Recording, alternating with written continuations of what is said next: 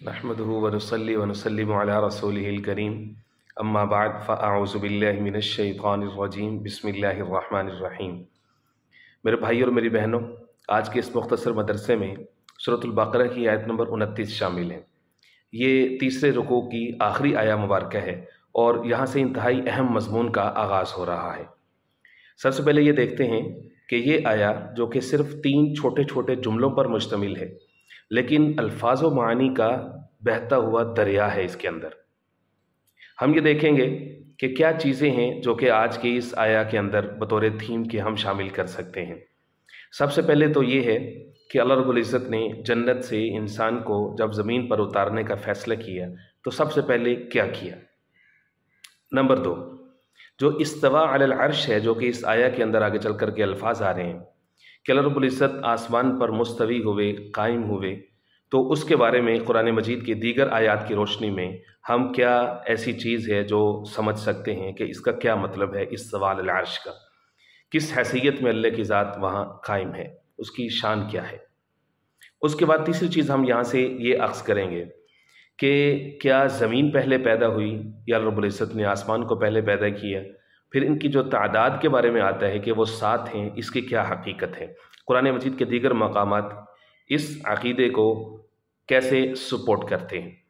چوتھی چیز جو ہم اس آیہ سے سیکھیں گے وہ یہ ہے کہ وَهُوَ بِكُلِّ شَيْءٍ عَلِيمٌ، جہاں سے اس آیہ کی تکمیل ہو رہی ہے۔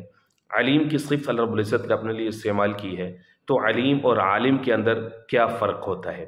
یہ 4 چیزیں ہیں جو کہ آج کی اس آیہ کے اندر شامل ہیں۔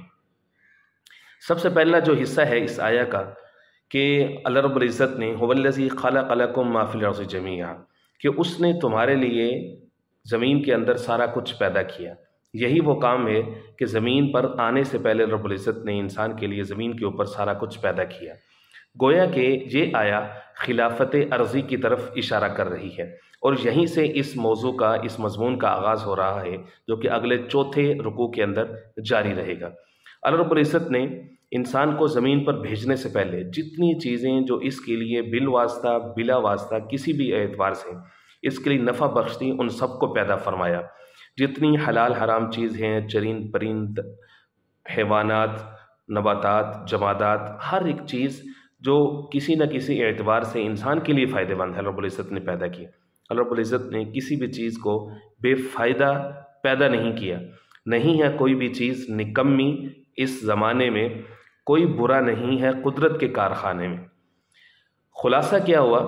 اس کا خلاصہ یہ ہوا کہ کائنات کی ہر ایک چیز اللہ رب العزت نے انسان کے لیے پیدا کی، اور انسان کو اللہ نے اپنے لیے پیدا کیا ہے کہ وہ اس کائنات میں غور و فکر کر کے اللہ جل شانہ کی معرفت حاصل کرے اور ہر ایسا کام کرے کہ جس کے ذریعے سے وہ اللہ رب العزت کو راضی کر سکے۔ دوسرا جملہ جو اس آیہ کے اندر ہے وہ ہے ثم استوى الیہ، پھر اللہ اس کی طرف مستوی ہوا، قائم ہوا۔ ثم استوى الیہ فسواہن 7 سماوات، پھر اس نے ان کو 7 برابر آسمانوں میں تقسیم کر دیا۔ برابر برابر، سوا تسویہ سے اس کو برابر کر دیا۔ یہ جو استواء علی العرش ہے یہ متشابہات میں سے ہے۔ قرآن مجید کی جو آیات ہیں وہ 2 طرح کی ہیں، محکمات اور متشابہات۔ محکمات اس کو کہتے ہیں کہ جن کے معنی قطعی ہوتے ہیں، معلوم ہوتے ہیں، یقینی ہوتے ہیں، جہاں سے کوئی حکم ڈرائیو کیا جا سکتا ہے، نکالا جا سکتا ہے۔ متشابہات ان آیات کو کہتے ہیں، یہ شبہ سے ہے کہ جس کے معنی انسان پر، اس کی عقل پر مشتبہ ہیں، اس کو چاہیے کہ اس کے معنی میں غور و فکر نہ کرے اور آگے تک نہ جائے، کوئی ایسا معنی ایسا نہ ہو کہ وہ نکال لے جو اللہ کی شان اور شان الوہیت کے منافی ہو۔ تو اس لیے اس کو متشابہات میں سے کہا جاتا ہے۔ قرآن مجید کے اندر اور بھی متعدد مقامات ہیں کہ جن کے اندر اس سوال العرش کے بارے میں موجود ہے۔ مثال کے طور پر ایک تو سورۃ البقرہ کی یہ آیہ نمبر 29 جو کہ اس وقت ہمارے زیر مطالعہ ہے۔ سورۃ الاعراف ہے، سورہ نمبر 7 آیہ نمبر 54 کے اندر اللہ رب العزت یہ فرماتے ہیں ان ربکم اللہ الذی خلق السماوات والارض فی 6 ایام ثم استوى علی العرش۔ سورہ یونس ہے، اس کے بعد پارہ نمبر 11 ہے، سورہ نمبر 10 ہے، اس کی آیہ نمبر 3 ہے۔ اس میں اللہ پھر فرماتے ہیں ان ربکم اللہ الذی خلق السماوات والارض فی 6 ایام ثم استوى علی العرش یدبر الامر۔ اس کے بعد آگے چلتے ہیں تو سورہ رعد ہے، سورہ رعد سورہ نمبر 13 آیت نمبر 2 کے اندر اللہ رب العزت پھر فرماتے ہیں اللہ الذی رفع السماوات بغیر عمد ترونها ثم استوى علی العرش، پھر جہاں پر وہی استواء علی العرش کا تذکرہ ہے۔ پھر سورہ طٰہٰ ہے پارہ نمبر 16 کے اندر سورہ نمبر 20 آیت نمبر 5، اس میں پھر فرمایا الرحمن علی العرش استوى۔ سورہ سجدہ ہے آیت نمبر 4 سورہ نمبر 32، اس میں فرمایا اللہ الذی خلق السماوات والارض فی ستۃ ایام ثم استوى علی العرش۔ پھر پارہ نمبر 24 ہے سورہ نمبر 41 ہے آیت نمبر 11 ہے سورہ حامیم سجدہ، یہاں پہ قدر تفصیل کے ساتھ زمین و آسمان کی تخلیق اور ایون دنوں کی تقسیم کا تذکرہ بھی وہاں پر موجود ہے۔ وہاں پر اللہ رب العزت نے پھر فرمایا ثم استوى الی السماء فسواہن سبع سماوات، کہ اللہ رب العزت پھر آسمان کی طرف قائم ہوا، مستوی ہوا۔ اب اس سوال عرش کا قرآن مجید میں یہ صرف 6 مقامات ہی نہیں، اور بھی کچھ مقامات ہو سکتے ہیں جو میں نے آپ کے سامنے رکھے۔ اس کے بارے میں امام مالک رحمہ اللہ الفقہ الاکبر کے اندر حضرت یہ فرماتے ہیں کہ اس سوال عرش کے بارے میں امت کا عقیدہ ہونا کیا چاہیے۔ وہ فرماتے ہیں الاستواء معلوم، استواء کے بارے میں عقیدہ یہ ہے کہ وہ معلوم ہے، کہ ٹھیک ہے قرآن مجید کے اندر آ گیا، ہمارے علم میں آ گیا۔ والکیف مجہول، یہ اصل بات ہے کہ اس کی کیفیت مجہول ہے، وہ نامعلوم ہے کہ کس حیثیت میں اللہ کی ذات قائم ہے، وہ اپنی شیان شان جیسے ہے جہاں ہے قائم ہے۔ کیف مجہول، اس کی کیفیت مخلوق کے لیے مجہول ہے۔ والسؤال عنہ بدعۃ، فرمایا کہ اس کے بارے میں سوال کرنا، ٹٹولنا، یہ بدعت ہے۔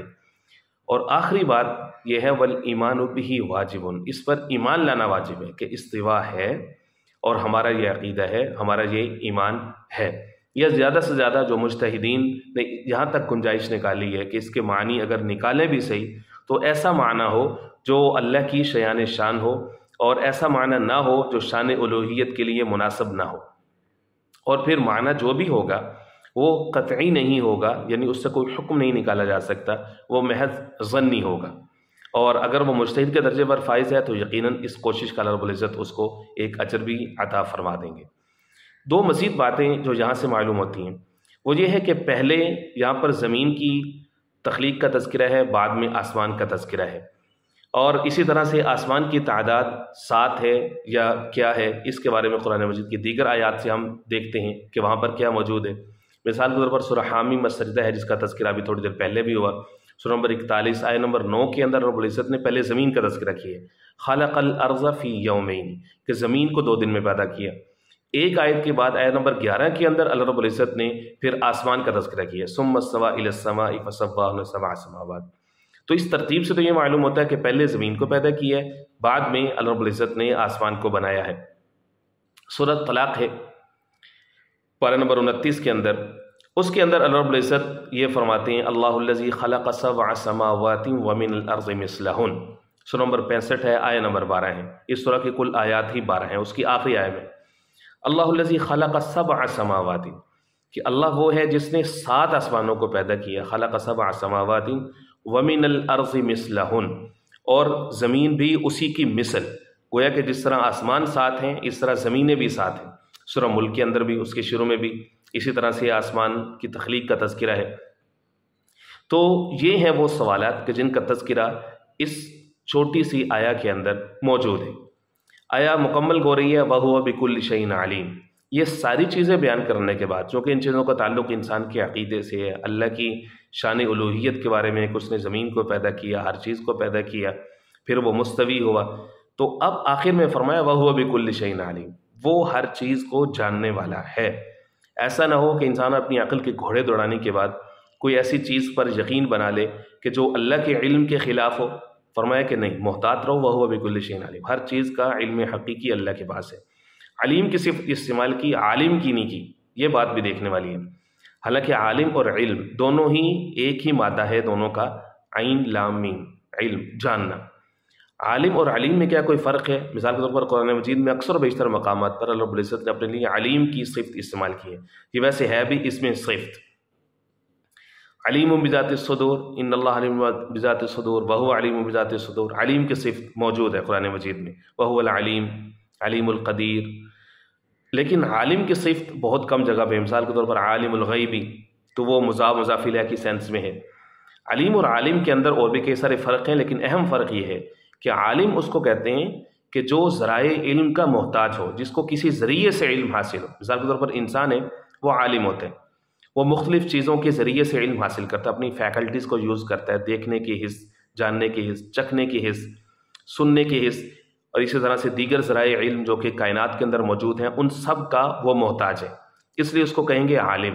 لیکن اللہ کی ذات علیم ہے۔ علیم اس کو کہتے ہیں جو ظاہری اسباب کا محتاج نہ ہو، اور وہ صرف اور صرف اللہ کی ذات ہے۔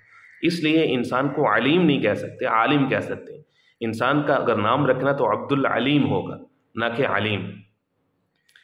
تو یہ ہے آیہ نمبر 29 کہ جس میں ہم نے اپنی حیثیت اور اپنے مطالعے کی روشنی میں آپ کے سامنے کچھ باتیں رکھیں، 4 تھیمز اس میں سے نکالے۔